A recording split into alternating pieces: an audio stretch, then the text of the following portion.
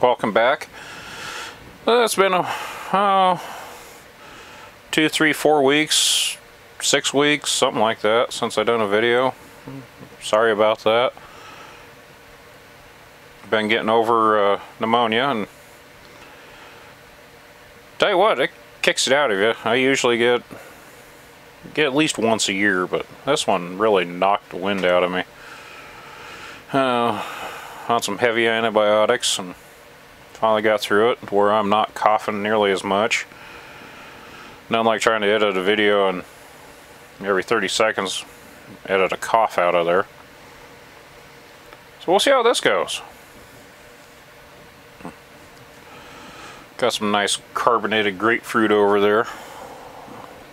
Seems to be helping. And we got this. Well, way I got it, case was already unscrewed. I didn't even bother peeking at it whenever I got it, but looks in decent shape, at least from the front end here. Got a nice little beauty crack going across there. So far that seemed to be the only spot. Looks like somebody gave it a good thorough face kick. Now then we got a nice little beauty mark right there. Ooh, that's a bad one. Ooh, gonna need some stitches on there. Ah, super glue will fix that. And on the back, it looks like, yeah, it's seen some better days. But, somebody decided to do a little operation back here in the back, pulled all the pins out of there. Dummy cable, I guess. No sound card, obviously. Got the old AT style keyboard connector back in there. There's your old power supply. Some of the younger people probably don't realize this. Why these older cases had these two connectors. Well, one was for your power going in. Oh yeah, and I smashed my finger. That's a nice close-up. Check out that little, that's a doozy there. Don't put your finger in between an impact gun and a ratchet. I'll let you put those two together. Don't do it. It wasn't a hammer.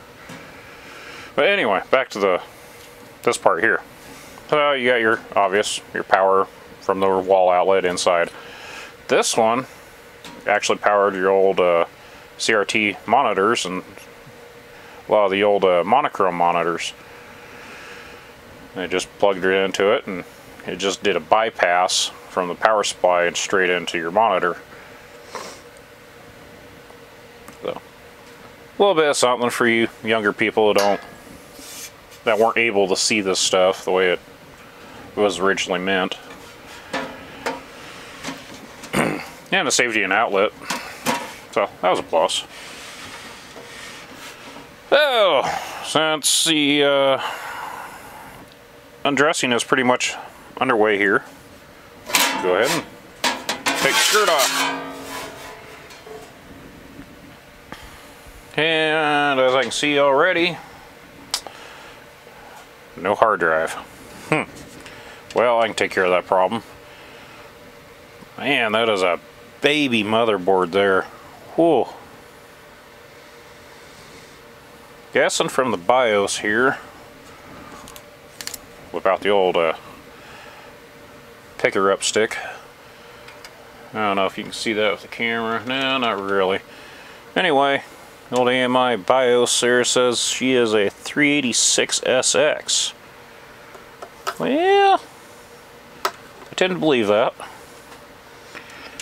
What has really sparked my interest here is the way they have this battery set up. I don't know how well you can see that in there. Definitely have to do something different with that. Yeah. It is a rechargeable. An interesting job of putting it together there. little lithium 3.6 volter. Quite interesting. Well, the crystal chip says 80 megahertz. It's probably a 40 megahertz 386. Let's see what we can get down in here. Yep, sx40. No Math Co-Pro, unfortunately. Does have another spot up in there. I don't know how well you can see that where my light's shining in here. There's another place for a crystal chip. It looks pretty bare bones in here. Interesting controller card. That thing is tiny.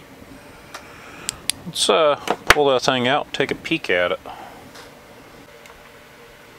Also, if you hit the record button after you sit down and start pulling things apart so that we can show people. Mental note.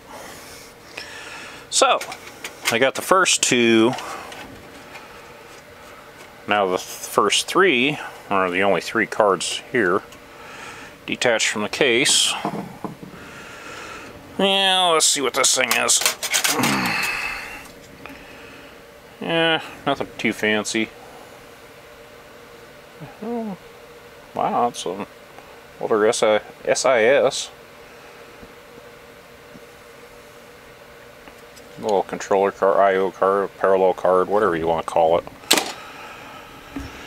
I'm going to end up keeping it in here because I have no mouse connection, so I'm going to need to use that for the mouse. Let's get the old display adapter out. Another Trident. TVGA 8900D. Ooh. It's probably a third or fourth one of those I got. I definitely hang on to them because you never know when you might need an ISA VGA card for another computer.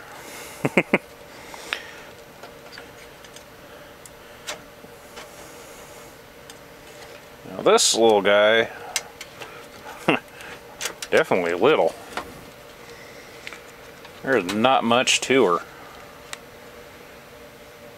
PT612 UMC chip. It has two jobs. Your floppies and your hard drive. Two jobs, that's all you got. I don't know if I want to tackle that battery deal right now. It's a lithium battery, so I'm not too worried about it.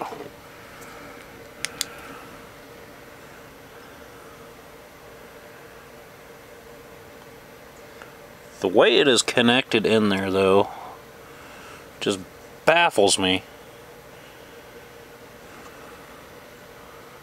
Why they thought that would be a good idea.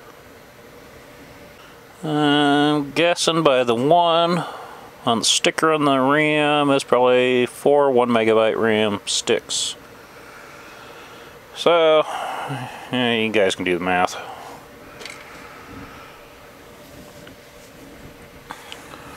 That thing is tiny. It's not the smallest 386 that I got though, board-wise either. I got a real treat for you guys later. Anyway, let's stay focused on this thing. So, first, a bobble we're going to deal with here is one, see if it powers on. Then, we'll worry about the other hurdles after we find out if it powers on. Don't really need to waste too much time on this one, I think.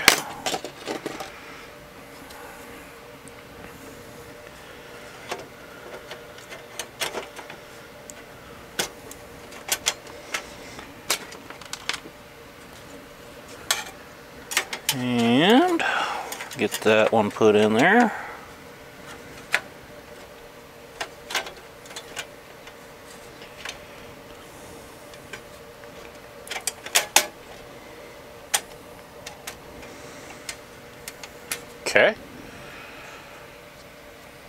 Now, I need to pause this video while I get my TV monitor hooked up. I need to pull an AT keyboard down. I'm not worried about the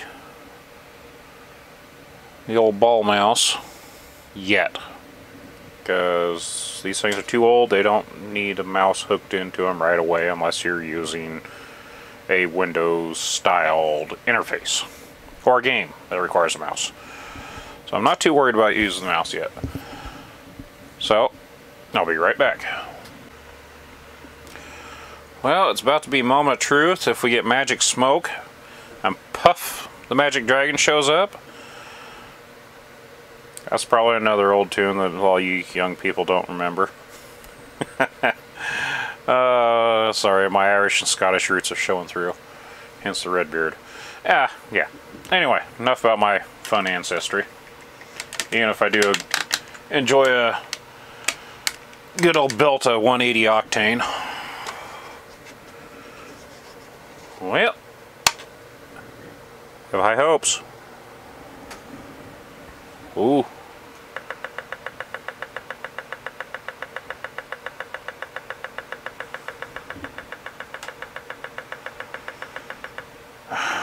Can you imagine counting that down to 128 gigs?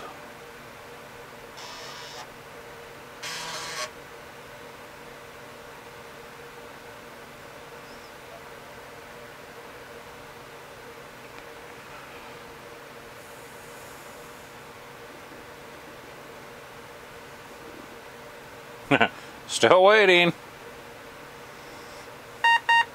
Ah, yeah, there's a shocker.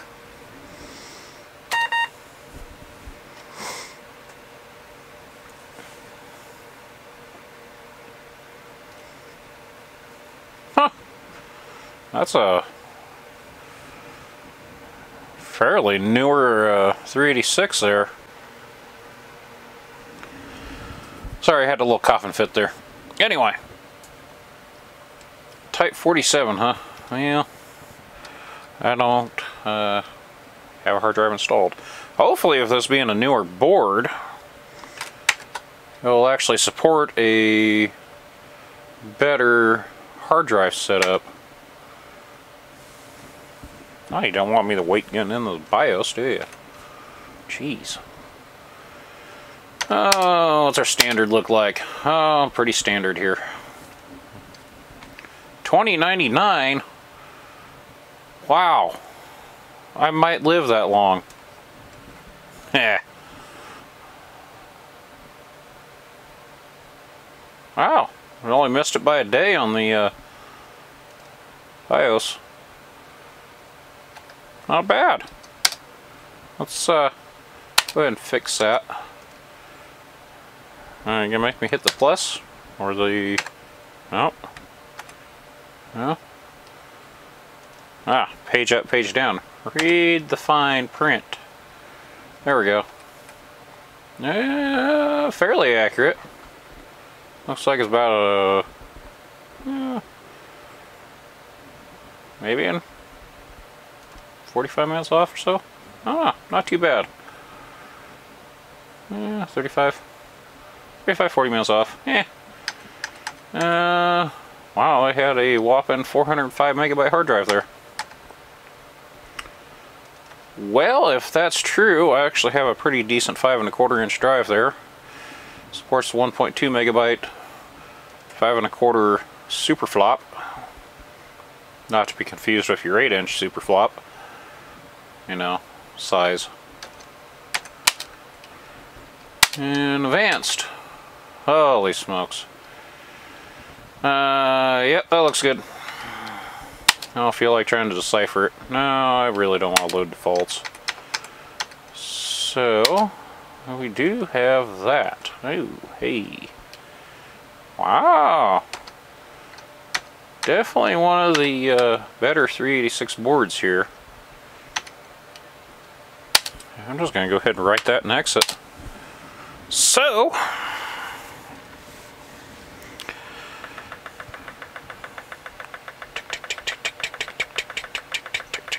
Okay, enough ticking. Ugh. Why don't you let me skip it? I still think that'd be nuts seeing that count to 128 gigabytes RAM.